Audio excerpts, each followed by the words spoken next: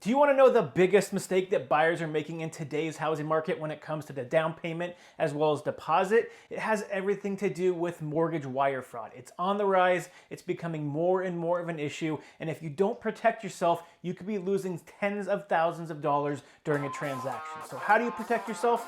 That's what we're going to talk about on today's episode. So let's go ahead and get into it.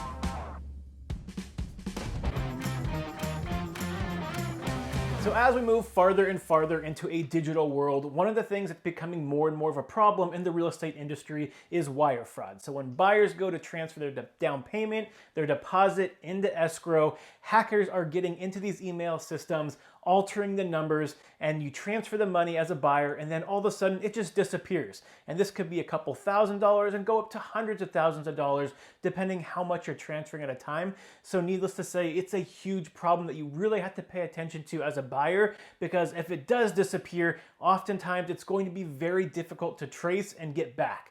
So let's go over how this is happening to begin with. So typically what most hackers are doing is they're basically trying to hack into the escrow company or title company, depending on your state, and trying to get access to their email accounts. And when they do this, what they do is they go into the back end of the email accounts and they set up forwarding. So every email that goes to the escrow company gets forwarded to them. And by doing this, they have a very good sense of what's going on with every transaction.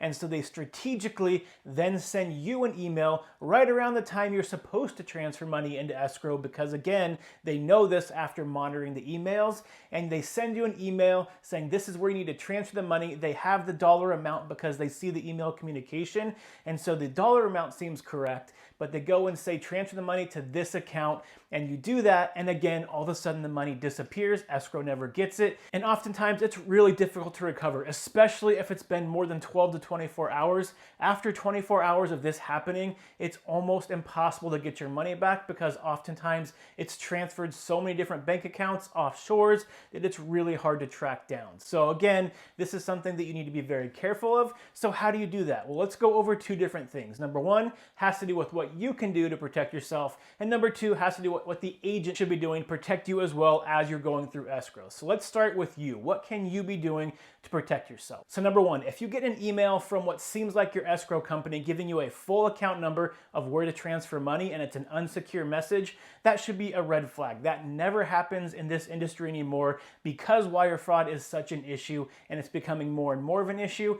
Escrow companies and title companies have taken proactive steps to make sure that they are not giving full account numbers over your email. So that way, if you see that full account number, you should know immediately something is fishy. So make sure you look out for that. Number two, before you wire any money anywhere, you should always be talking to your real estate agent first, because they're also going to help to confirm that that's the right email address that it came from, it's the right phone number, it's the right escrow company, to make sure you have a double check in place so you're not, again, wiring money and then all of a sudden it disappears. So the third thing you can do is when you first get into escrow, you can look up that escrow company online, visit their main webpage, and just double check that the email they're using as well as the phone number they're using matches what you've seen in your inbox so far, because that's a good double check just to make sure there's nothing fishy going on.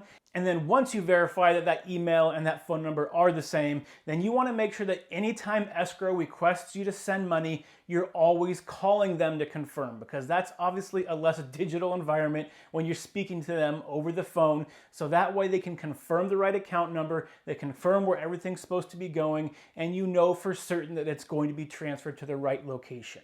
So again, make sure you talk to your real estate agent, make sure you watch out for those full account numbers in your email bodies, and then make sure you're doing your own research if you have time to look into the escrow company, make sure that you have the right contact information, and then always call the escrow company to verify the account number before you transfer anything. So now let's go ahead and look on the second side of things, what your agent should be doing, again, to help protect you during the escrow process. So number one, what I typically do is as soon as I open escrow and as soon as we get the first escrow email, I'm going to do the same thing. I'm going to cross-check that with the company I find online, And then secondly, I'm going to take that information and also relay it to the seller's agent as well. Because typically in California, usually the seller is choosing the escrow company in many cases. So I want to make sure that the selling agent also confirms this is the right escrow company, this is the right phone number, the right representative, and that way I'm double checking everything, and then I write that information down so I have it on file. So that way, when you do get a request for someone to transfer money,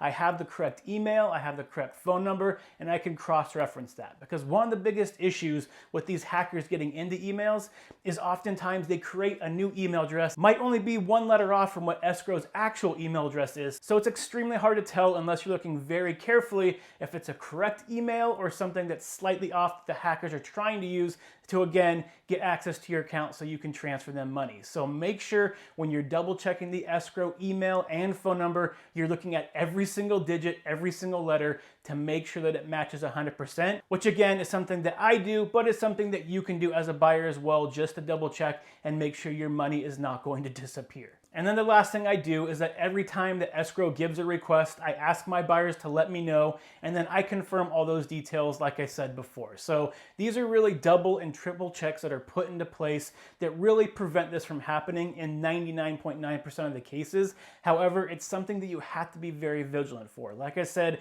hackers have gotten very sophisticated. They know how to deceive you. They know by just altering one letter, most people are not going to catch that. So it's extremely important before you transfer money anywhere that you're double and triple checking all this contact information as well as the account it's supposed to go in. So if both you and your agents do all these steps, you're typically not going to have any issues when you're transferring money within escrow. So it's just something, again, that you need to know as a buyer when you're going into escrow and even before you go into escrow, so you know what to look for, you know the checks and balances that need to be put in place to make sure your money never disappears. So if you found this information useful and you want to stay updated on what's going on in the housing market, how to protect yourself, and tricks and tips for both buyers and sellers, make sure you subscribe to my newsletter. I put it out once a week, letting you know everything that's going on, and you can do that either in the description below or the link in my bio, depending on where you're watching this. And also, if you're finding this content useful, please hit that like and the subscribe button. And if you think you know someone that might find this useful, please consider sharing it with them as well. I would really appreciate it. So until next week's episode, stay healthy, stay happy,